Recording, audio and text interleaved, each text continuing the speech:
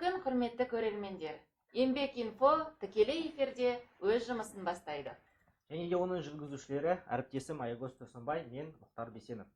Кәсіподақ ұйымдары жайлы біз жалпы не білеміз? Олардың еңбек қатынастарында атқаратын рөлі қандай? Бүгінгі тақырып осы сұрақтарды қамтитын болады. Және де естеріңізге сала кетсем, бұл тікелей эфир Астана қаласы әкімдігінің қолдауымен түсірілуде. Егер де сіздердің қандай да бір сұрақтарыңыз болса, міндетті түрде жазыңыздар. Ендеше көрермендерімізді көп күттірмей, бірден қадірлі қонағымызбен таныстырып өтсек. Астана қаласының кәсіподақ ұйымының төрағасы Есентаев Тастанбек Құтжанұлы. Аға, студиямызға қош келдіңіз. Қадірлі қонағымыз болуға келісім бергеніңізге үлкен рахмет. Қош келдіңіз. Рахмет. Рұқсат болса, бірден сұхбатымызға көшсек. Мүмкін көрермендердің арасында кәсіподақ ұйымы туралы пікір дұрыс қалыптаспаған шығар. Жалпы кәсіподақтар немен айналысады? Мақсаты, міндеті қандай? Осы жөнінде айтып өтсеңіз. Рахмет сұрағыңызға. Біріншіден енді кәсіподақ негізі қазіргі кезде көбі кәсіподақ не екенін білмейді. Кәсіподақ бар ма деген сұрақтар, сауалдар көп түседі. Сондықтан біріншіден мен айтайын дегенім, кәсіподақтың осы Қазақстанда ең бірінші ашылған күннен бастап бүгінгі күнге дейін 113 жыл өтті. 113. Оның ең бірінші мынау 1905 жылы Қарағанды облысының Өспен мыс кеніндегі жұмысшылардың жұмыстарының ауырлықтарына байланысты күніне 10-12 сағат жұмыс жасап, оның жалақылары аз болғандықтан, жағдайы төмен болғандықтан, 6 жұмыскер өздерінің талаптарын қойып, ең бірінші осылай кәсіподақтың ұжымын құрып, өзінің талаптарымен өздерінің жұмысын жағдайын жақсартқан. Осы күн біздің Қазақстандағы кәсіподақтың ең бірінші ашылған күні болып есептеледі. Қазіргі таңда енді кәсіподақтарда Астана қаласында бізде 85 мың кәсіподақ мүшесі бар. 10-нан астам салалық кәсіподақтар бар. Сондықтан бүгінгі кезде осының бәрін ұйымдастырып, әкімшілікпен және Атамекен палатасының мен бірге жұмысты ұйымдастырушы осы Астана қаласы кәсіподақтар орталығының орталығы болып есептеледі. 85 мың қанша кәсіпорын? Бізде кәсіп одақтың бірінші мүшелері 85 мың адам бүгінгі кезде. Енді оның ішінде 10 салалық кәсіподақтар бар. Ол мысалы білім саласы бар, денсаулық сақтау саласы бар, темір жол деген сияқты, соның жан-жақтан бүкіл салалардың бәрі бар. Негізі Қазақстан бойынша 25 салалық кәсіподақ бар. Бұл жерде қазір Қазақстан бойынша 2 миллиондай кәсіподақ мүшелері бар. Енді кәсіподақтың енді негізгі мақсаты біздің халықтың жұмыс беруші мен жұмысшылардың арасындағы қарым-қатынас қалай болу керек.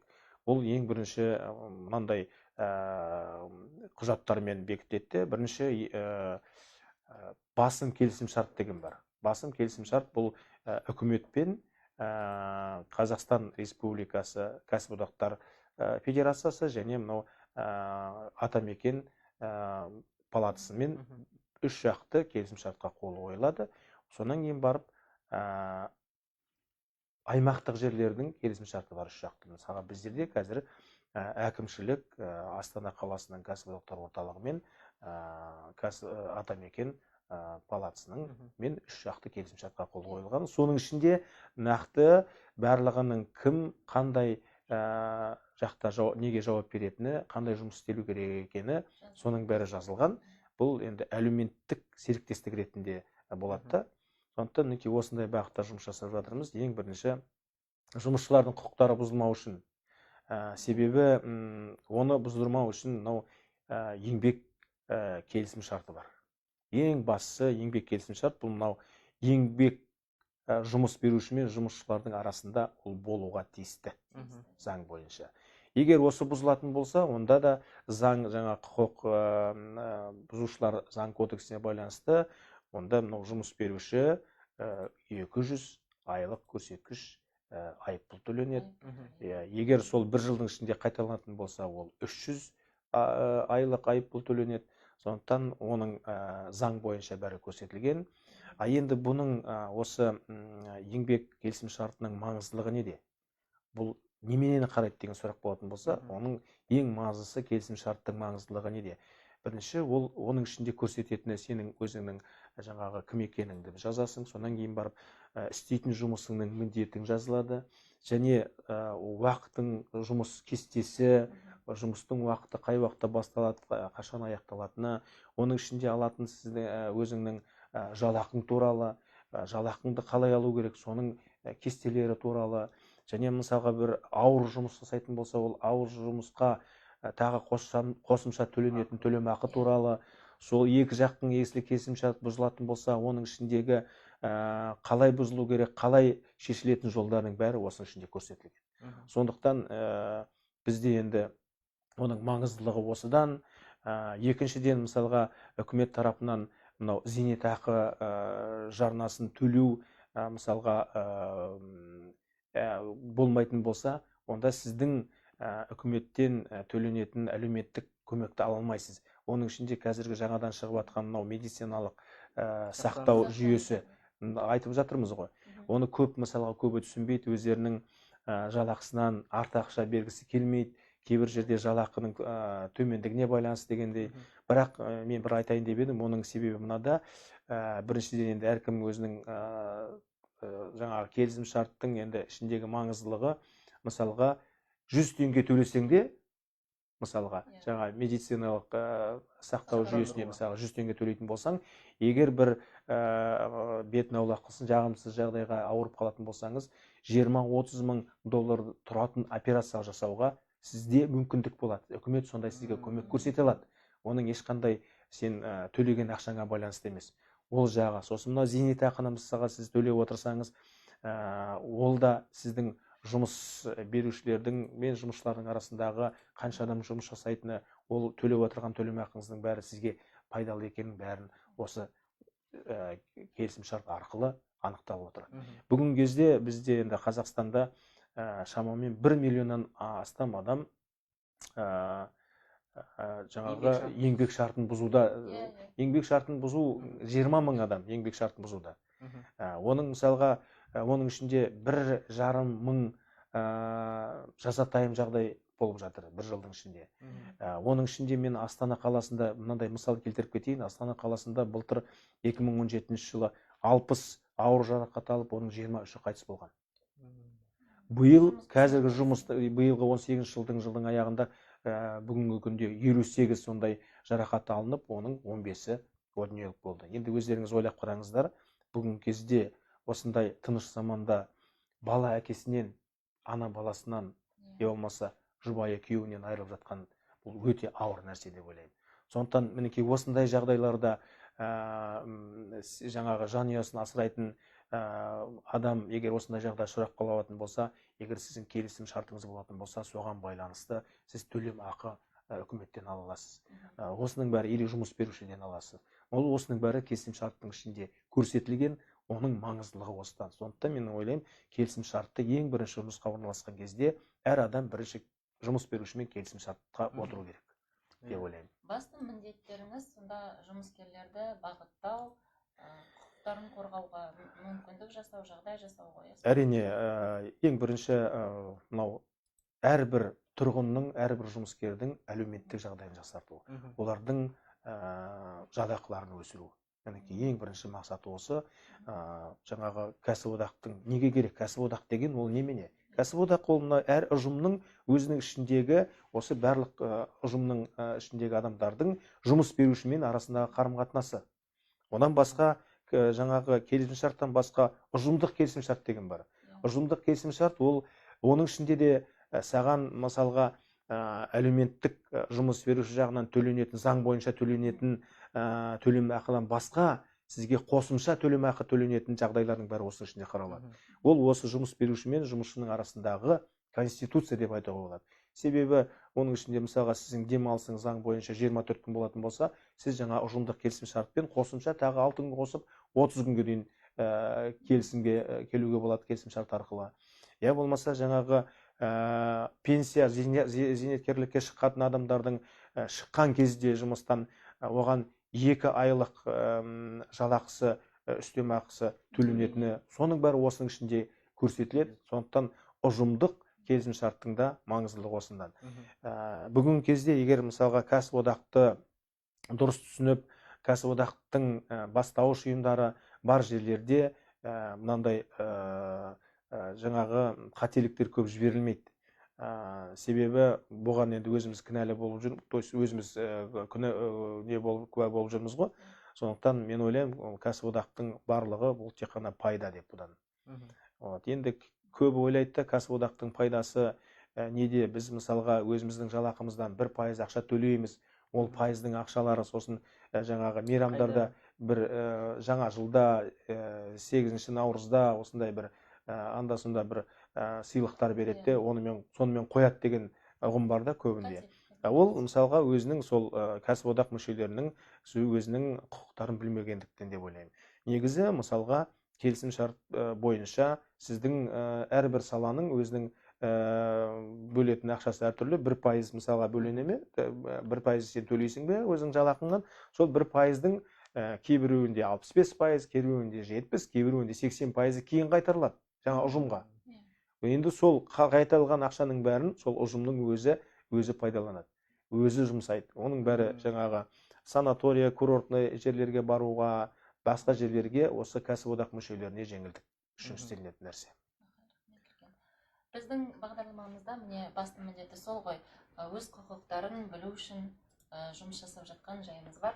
Құрметті көрермендер, бүгінгі тақырып аясында туындаған сұрақтарыңыз болса, жолдаңыздар, бірден жауап беруге тырысамыз. Жалпы сіз айтып кеттіңіз, жаңағы сіздер жұмыскерлерге көмек көрсетесіз, құқықтарын қорғауға көмектесесіз. Осы қазіргі таңда сіздерге мысалы жұмыс берушілер келіп, көбінесе қандай мәселелермен мысалы кездесуде, жаңағы жазатайым оқиғалардан басқа? Енді жұмыс қазіргі кезде мен айтып кетейін деп едім, мынау Қазақстан Республикасы Федерациясы мен жоғарғы сот екеуі бірігіп меморандумға қол қойылды. Бұның мақсаты әрбір осы өңірлердегі кәсіподақтардың орталықтарында татулас орталығын ашу туралы. Мінекей Астана қаласында қазір енді ашылады, жақсылап оның орны дайындалып жатыр. Кейбір Қазақстанның қалаларында ол бар. Оның мақсаты жаңағы құқығы бұзылған әрбір жұмыскер сол жерге келіп өзінің кеңесін алуға болады. Себебі қазіргі кезде кеңестің алудың өзі ақылы, бір кеңестің өзі 5000 тұрады, мына жерге ол ақысыз келіп, сол жерде жаңағы медиаторларыңыз да болады, адвокаттарыңыз да болады, заңгерлеріңіз де болады. Сондықтан осындай жұмыскерлердің жағдайын жақсартуға, жеңілдетуге осындай мүмкіндіктер күнде істеліп жатыр біздің осы кәсіподақтарда. Оның мысалы қай жерде екенін, оны қалай хабарласу керектігін мысалы? Енді бізде осы Астана қаласында бұрыннан келе жатқан бірақ адрес бар, ол Абай 38 деген кәсіподақтар үйі. Сол кәсіподақтардың үйінде Астана қаласының орталығы да, республикалық федерацияның да осы ғимараттың ішінде орналасқан. Біздің телефондарымыз бар, біз көп жұмыскерлермен бастауыш жаңағы кәсіподақтардың бәрімен кездесіп, адамдардың бүгінгі кезге дейінгі осы қандай, жаңа өзіңіз айттыңыз, қандай мәселелері бар, соның бәрін біліп жүрміз. Енді әрине көбіне сұрақ қоятыны бұл жалақы. Енді қазір жалақының көлемі жаңағы ең төменгі жалақы 28-ден 42-ге көтерілді. Енді оның бәрі біздің саладағы бүкіл сұрақтардың бәрін шеше ме деген сұрақ қойылады көбіне. Әрине ол бір жағынан жақсы, 1,5 есеге көтеріліп жатыр. Елбасының жолдауында көрсетілді. 1,5 триллион ақша осы елбасының жолдауындағы көрсетілген жеңілдіктер, көмектер, соның бәріне осындай ақша жұмсалады екен. Соның ішінде жалақы көтеруге онда мына кесе 3 жақты комиссия бар бізде осы Астана қаласының әкімшілігінде. Сол комиссияда қаралып, осыны келісімшарттың ішіне қосымша жалақысы төмен жұмыскерлердің жалақысын көтеру туралы сол келісімшарттың ішіне кірілді. Ол да енді өзінің орнымен, жұмысымен елбасының тапсырмасын орындауда алғары өз жұмысын атқарады деген сенімдемін. Басқа да енді мысалға жалақы деп айттым. Мынау өткенде біздерге осы музыкалық мектептің мұғалімдерінен осындай ұсыныс келіп түсті. Олардың 3-ші музыкалық школының мұғалімдерінен олардың жаңа жалақысы төмен, себебі олардың жаңағы Б2-ден Б3-ке түсіргені туралы, оның бәрін біз осы 3 жақты комиссияға шығарып, осы келесі жылдың қаңтар айында қаралып, оның да шешімін табуға тырысамыз. Себебі осындай көп ұсыныстар келіп, соларға біз көмегіміз көрсетіп жатырмыз. Мынау Paramount Engineering деген бізде әскери завод бар екенін білесіздер ғой. Бұл завод енді бронированный дейді ғой, техникаларды шығарып жатыр. Оның ішінде енді бір қуантатыны көбі жастар. Сол ұжымның ішінде өткенде сол жаққа автобустың жүріп тұруы өте қиын дегеннен сұрақ туып, оны да біз осы әкімшілік арқылы көтеріп, әкімшілік ол сұрақты шешті. Ол жерге жаңағы айдамалар қойылды. Сосын мынау таңертеңгі сағат 7-тен 9-ға дейінгі интервал 20 минуттен 10 минутқа дейін қысқарылды. Одан басқа да кейбір жұмысшылар, мысалға жұмыс берушілер жағынан әділетсіздік көріп жатырған ондай да жұмыскерлер бар. Оларға да мысалға 5 адамның орнына 1 адам жұмыс жасап, 1 адамның ақысын алып, жалақысын алып жүрген адамдар.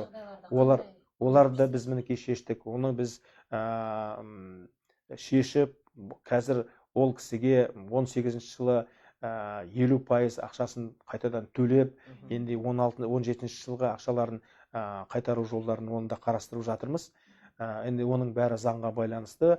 Мынау енді мемлекеттік жұмыскерлерге бұл өте оңай емес, себебі мемлекеттік жұмыстың жалақылары бұл алдын ала мемлекеттің экономикасымен алдын ала жоспарланған. Сондықтан оның бәрін жан-жақты қарастырып, осы кәсіподақтар арқылы жұмыстарын арқылы көмегін көрсету жолдары қарастырып жатыр.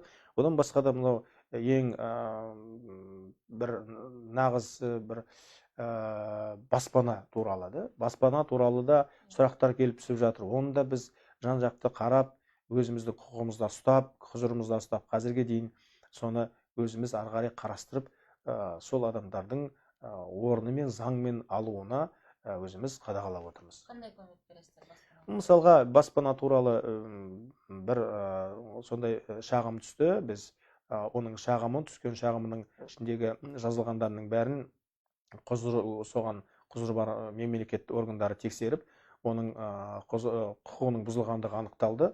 Сондықтан оның мысалға жаңағы тізім бойынша өзінің орны алға қарай жылжып, қазір енді біршама жақындап қалды. Сондықтан енді 850 орыннан 5-ші орынға түсті. Сондықтан осындай бір енді оның бәрін әділетсіздік деп айтамыз ба, мүмкін кейбіреу ондай немен істемеген болар, кейбіреулерге техникалық ақаулар шығар деген ой ғой. Сондықтан бірақ дегенмен біз кәсіподақ осындай нақты жай ғана жарнама айқайлап біз бүйтіп жатырмыз, сөйтіп жатырмыз деп флеш қойып өткізу емес. Біздің мақсатымыз нақты әр адамға көмек көрсету. Сөйтіп біз мысалға 20 жыл осы ұйықтаған біздің кәсіподақты қайтадан ояту. Оған біздің қазіргі кәсіподақтың Республика Федерациясының төрағасы Бақытжан Жарылқасынұлының да модернизация дейміз ғой, жаңадан жаңғыру жолдарындағы. Мынау біздің кәсіподақтың 25-ші съезінде болып, оның ішінде де осы жаңғыру жолдарын қайтадан қарастырып, бүгінгі өмірдің осы ағымына сай, мынау цифрландыру деп жатырмыз. Қазір 10 адамның орнына 1 адам жұмыс жасайтын кезең келіп жатыр. Оның ішіндегі мамандарды қалай таңдайды, мамандықты дайындайтын жоғарғы оқу орындарына қандай өзгерістер болу керек, оның алдын ала бәрін қазіргі дүниежүзінің кәсіподақ ұйымының бәрі оны жан-жақты оның бәрін зерттеп жатыр. Бізге де ол келіп жатыр. Сондықтан біздер кейінгі жастарымызды осы технологияның дамыған заманында білімді, білікті, жақсы мамандарды дайындауға біз бәріміз жан-жақты атсалысуымыз керек. Соның ішінде кәсіподақтың көмегі барын, кәсіподақ деген ол бір ұйым емес, не емес, кәсіподақ мінекей бәріміз осы отырған ұжымның адамдары. Адам өзінің құқығын талап ететін бір ұйым. Сондықтан кәсіподаққа мен ойлаймын, жоқ ұжымдар кәсіподақтар ашыңыздар, құрыңыздар. Егер басқа бір сұрақтарыңыз болса, бізге хабарласыңыздар.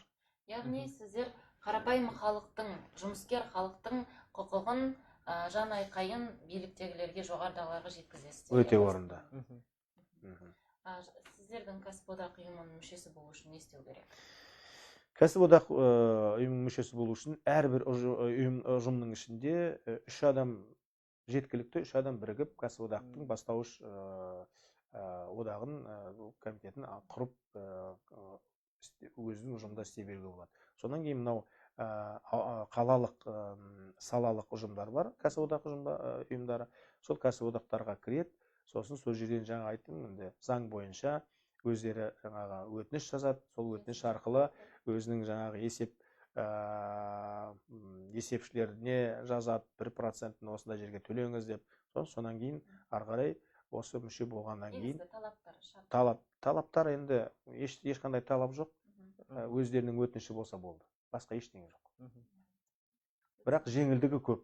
Айттым ғой жаңа, біздер енді қазір Қазақстанның бізде 8 бұрын енді 72 біздің демалатын орын, сауықтыру орындары болған екен. Қазір сол 72-ден қалғаны 8 ғана. Бірақ сол 8-дің өзіне қазір біздер енді осы кәсіподақтың мүшелеріне жеңілдік бар.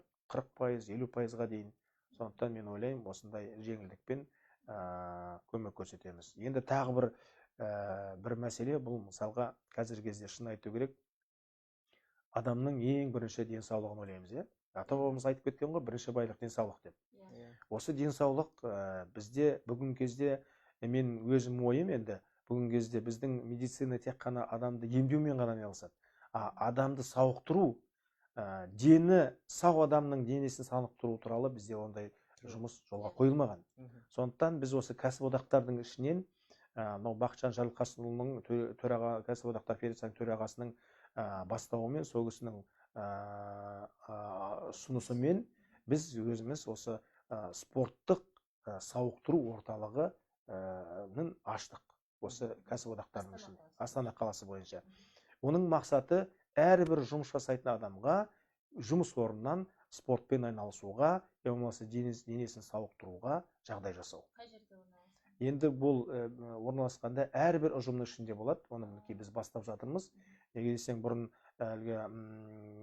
өндірістік гимнастика дегенді білесіздер ғой, болды. Соған бәрі мән бермейді, производственный гимнастика дейміз. Қазір оның ең маңыздылығы денсаулық дейміз. Бұрын ғылыми зерттеу институттары оны дәлелдеген.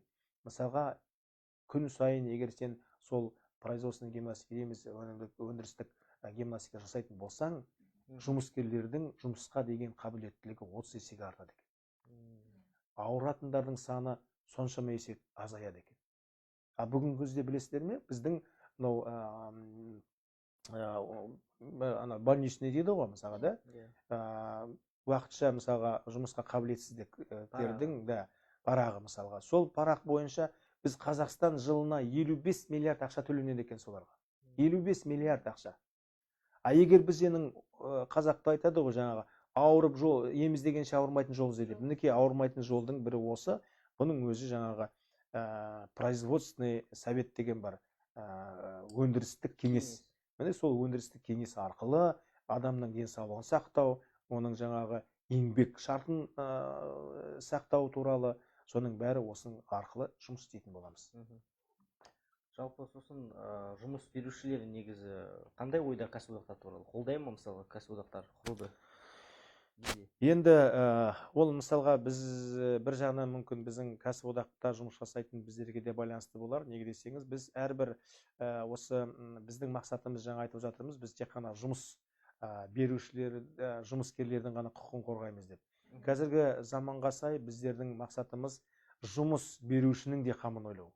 Себебі егер мысалға жақсы кәсіподақтарды, бастауыш кәсіподақ олардың ұйымдарында болатын болса, ол жұмыс берушіге де көмегі көп. Себебі ол соның ішіндегі тәртіпті өзінің орнына келтіреді. Көп мысалға жұмысқа келген басшылар енді өзінік емес адамдарды жұмыстан шығарып отырсады ғой. Сол кезде осы кәсіподақтың, бастауыш кәсіподақпен сол арқылы келісіп істелген нәрсе, бұл заңмен сәйкес, бұл көбірек жеңіл болады. Сондықтан мен ойлаймын, бүгінгі кезде біздерде жаңадан осы біздің өмірімізге сайыс бәрі электроникалық жаңағы цифризация дейміз ғой, цифрландыруға байланысты ынтымақ деген мынау мал и средний бизнес дейміз, кіші, орта, Шағын және шағын және орта бизнестің соларға арналған. Бұның да мақсаты жаңағы ең бірінші ынтымақ деген сөздің өзі ынтымақтастық болу керек, бірлік болу керек деген сөзден. Сондықтан осы бүгін кезде біз сол жаңадан сала ашылып, біздің республика бойынша енді 9.000-дай қазір мүшесі бар. Ашылғаны 2 ай болды, бірақ дегенмен оның мақсаты осында. Біз жұмыс берушінің де жағдайын жасауымыз керек. Мысалға, біздің болашағымыз осы шағын, орташа бизнес саласы.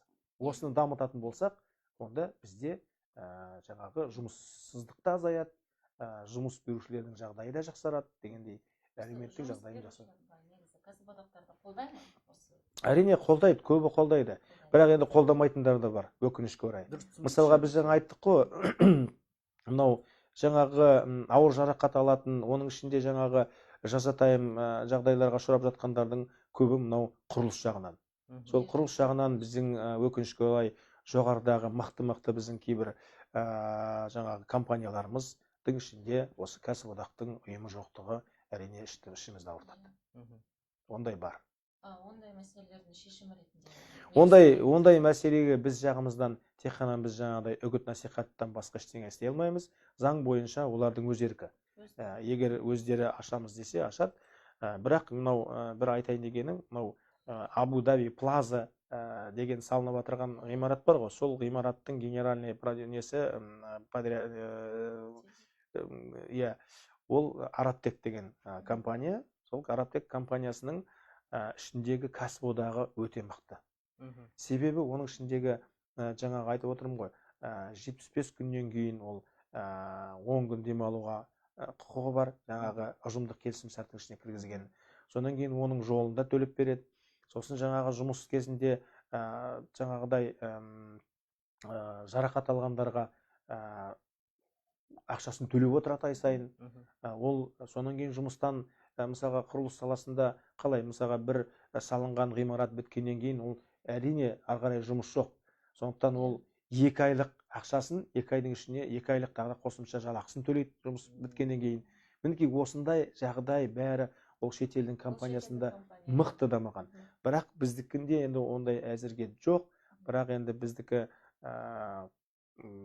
енді бәрі жоқ деп айтпаймын. Кейбір осындай жоғарғы мықты компаниялардың осындай жай көзқараспен қарағандарына өкінішті. Былай енді кәсіподақтарға дамытуға біз атсалысып жатырмыз, жұмыс істеп жатырмыз. Себебі біздің мынау әлеуметтік серіктестік ретіндегі көмегіміз бір жан жақты. Кешегі елбасының жолдауындағы көрсетілген барлық салаға біз тиістіміз.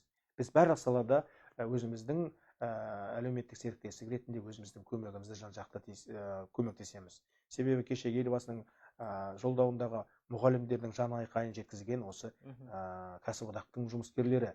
Мысалға, өзінің пәнінен басқа артық 40 функция орындайды екен. Егер ол жаңағы сынып жетекші болатын болса, оған тағы 30 функция қосылады екен. Егер ол аттестациядан өтетін болса, тағы 11 қосылады екен. Сондықтан осының бәрі әкеліп бүгінгі мұғалімдердің статусы туралы заңды шығаруға өзінің себебін тигізіп жатыр.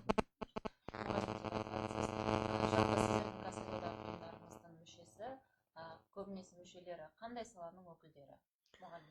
Мен жаңа айттым, біздерде Қазақстан бойынша 25 сала бар. Астана қаласында бүгін кезде өзіміздің енді біздерде шахтерлар болмағаннан кейін, металлургтер болмағаннан кейін біздерде 10 сала бар. Мұғалімдер, дәрігерлерің бар, темір жолың бар, автомобилистерің бар, құрылысшыларыңыз бар, сондай 10 шақтысы. Сосын бізде көрермендерден сұрақ бар. Біздің ресторанда профсоюз кәсіподақ ұйымы жоқ. Сонда кім қорғайды? Міне, профсоюз ресторандар, бұлар жаңа айттық, бұл өте қойылған, жаңадан құрылған ынтымақ деген кәсіподаққа.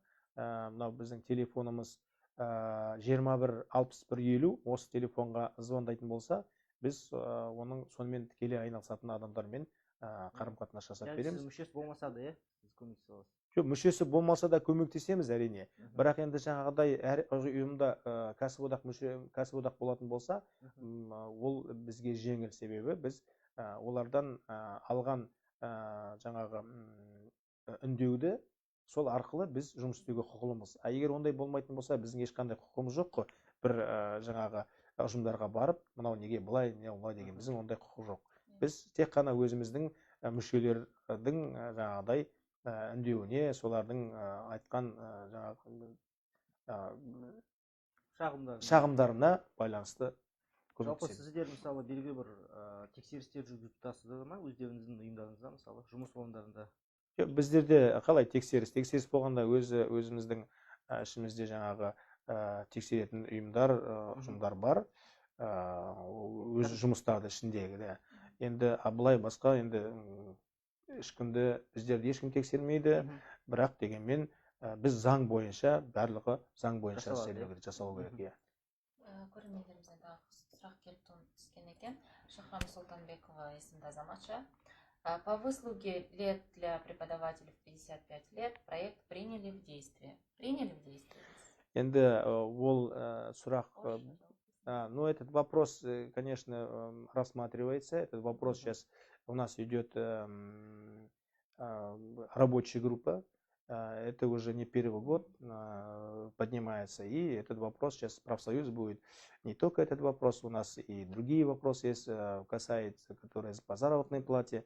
И самое главное, здесь есть и профсоюз, именно первый заместитель Республиканской Федерации профсоюзов Нурмбетов Биржан Бидайбекович поднимал вопрос о именно базовый должностной оклад, чтобы поднять. У нас 18 тысяч, это вот именно приравнять к минимальной заработной плате. Тогда у нас будет многие вопросы решаться. Вот по поводу проекта еще нет, но этот вопрос как бы уже рассматривается. Да. Менің ойымша барлық өзекті сұрақтарға жауап алдық деп ойлаймын. Қонағымыз болғаныңызға көптен көп рахмет. Көрермендеріңізге де үлкен алғысымызды білдіреміз, сұрақтарыңызды жібергендеріңізге. Ендеше уақытымыз да таяп қалған екен. Тікелей эфир осымен өз бәлесіне жетті. Күн KZ, Еңбек Инфо қосулы болсын. Келесі жүздескенше. Сау болыңыздар.